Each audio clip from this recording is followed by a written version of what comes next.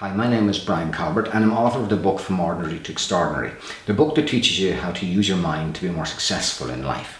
In the last video, we talked about accessing non-ordinary states of consciousness. Now, part of that is using your imagination. And a lot of people will tell you that if you use your imagination, then you can achieve whatever you want in life. And that's not necessarily true, because the fact of the matter is, if you use your imagination and you don't believe in something, it doesn't matter how often you imagine it, it's not going to come true because you're not going to follow through to engage in behaviors to make it true. Today I want to talk to you about your beliefs. And basically what beliefs are really are frozen patterns of thought. The way our brains work is we seek certainty and we look for comfort in the world. We look for understanding in the world. And how the brain does this, it creates patterns. A simple example of this would be if you look up in the sky and you'll see clouds. There's a natural response that we begin to impose shapes on them. So we'll see and make shapes. It could be elephants or lambs and all of that type of stuff. That's the brain and the pattern making machine in the brain doing its thing. Now, the reality is beliefs are actually patterns too.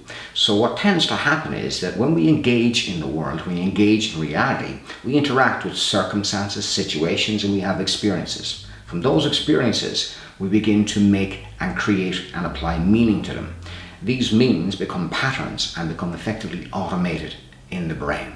As a result, we have a lot of things that we don't question about ourselves that aren't necessarily true, but we believe them to be true. Now that's fine if you've got positive beliefs about yourself. Say that you're a really confident person, that you're a really good person, that you're a really good achiever.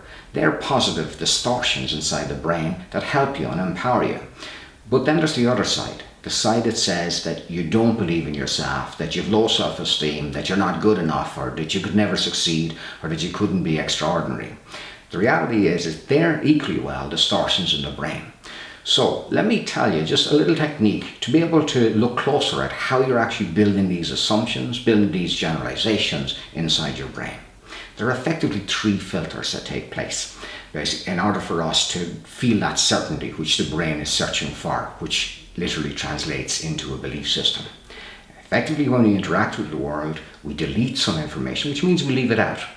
So a good idea for you is that when you say something about yourself, when you believe something about anything, ask yourself very simply, what are you not paying attention to?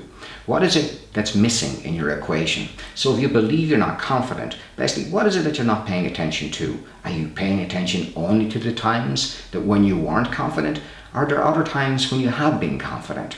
The next level up is the level of distortion. Because if we have a limited view of the world, if we're deleting certain information, that means then that we build up from that and we create distortions. So a good way to recognize a distortion is ask yourself, what's literally not true?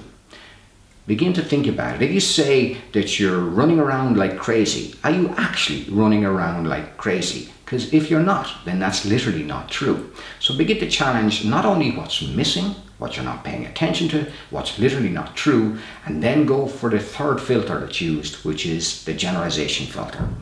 From the basis of the information where we leave certain things out, where things aren't very accurate, then we make assumptions. We assume things to be true. We go to a therapist and we say, oh, that didn't work for me. All therapists are no good. We go to a movie and we say, that was a fantastic movie. That director does great movies. Again, ask yourself these questions. What was missing? What are you not paying attention to? What's literally not true? And where is your evidence? Where's your criteria? How do you know that this is true for sure? What are you assuming in that? So try these simple exercises, these simple questions on your beliefs. So if over the next week you think about something and you say you're not good enough, or that you're not confident enough, or you couldn't do that, begin to apply these simple questions and you begin to open up the opportunity to free up and empower yourself by breaking through some limiting beliefs. These are the things, some of the things that we talk about in the book. If you'd like to, we'd like you to go ahead and perhaps purchase the book and find out some more.